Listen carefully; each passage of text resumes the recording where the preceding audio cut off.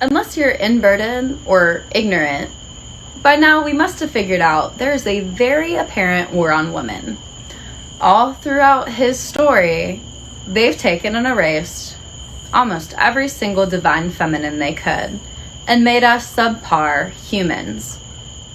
And the witch trials were never about witches. I always found it interesting, especially in academic settings, when they teach us about so-called witch trials. They make it seem as though it's wrong, and that's why they needed more fair court and trial systems and government, because otherwise it was all hearsay. If you were accused of being a witch, you were burned, you were silenced, and that obviously wasn't right. So why teach us about it in the first place? The psychological function of teaching the witch trials. The historical recounting of the witch trials, particularly in school settings, is not about justice or learning from the past. It is about psychological priming. By including these events in modern education, especially under the guise of moral reflection, the system implants a specific message. Magic is dangerous, unstable, and punishable.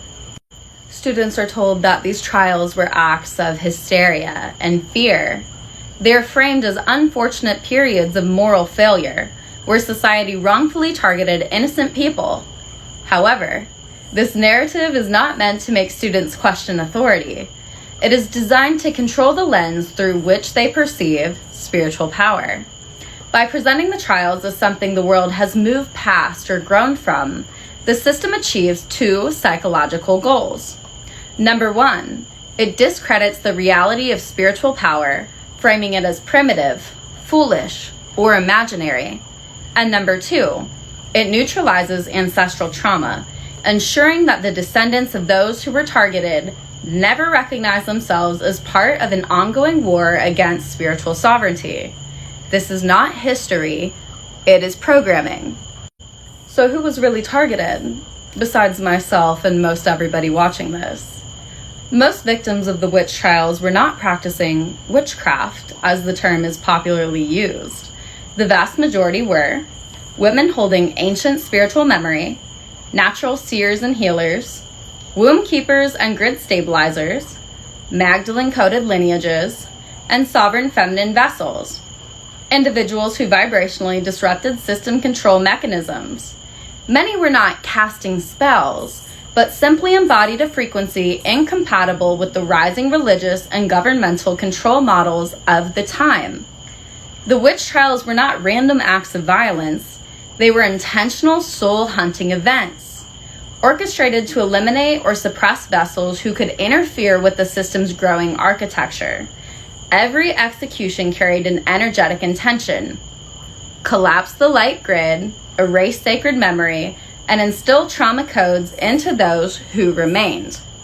So if the system seeks to suppress magic so heavily, why allow it into educational narratives at all? Because teaching about injustice is not the same as exposing the truth. In fact, selective acknowledgement of wrongdoing is a tactic used to maintain control. By framing the witch trials as an outdated moral failure, the system prevents recognition of spiritual warfare as an ongoing force, controls the emotional response to magic, fear, mockery, and shame, maintains subconscious resistance to personal power and spiritual reawakening. Same reason modern media glorifies witches through fantasy, all while vilifying actual mystics through social suspension or ridicule. The system did not stop targeting witches because it evolved. It simply learned to do it psychologically rather than through fire. Modern witchcraft has been commodified into spells, manifestation kits, aesthetic rituals, and glamour-based practices, many of which open portals rather than close them. These practices rarely lead to true sovereignty. Instead, they create energetic entanglements, dependency on rituals, and confusion between power and performance. The system lost control of the original Magdalene-coded witches, but it has manufactured thousands of replacements, empowered in appearance but disconnected from source. Many of the most advanced override-coded souls alive today were killed in the original witch hunts. They did not reincarnate to repeat the pattern, but to reclaim the grid, collapse the memory loop, and end the mimic overlays. This is why you may feel inexplicable fear around visibility, why you hesitate before speaking certain truths, why your voice shakes even though your mind is clear. You remember. The ones who were silenced are now awakening with the voice of Source behind them. And this time, the fire will not consume them. It will answer to them. And that's why I'm here.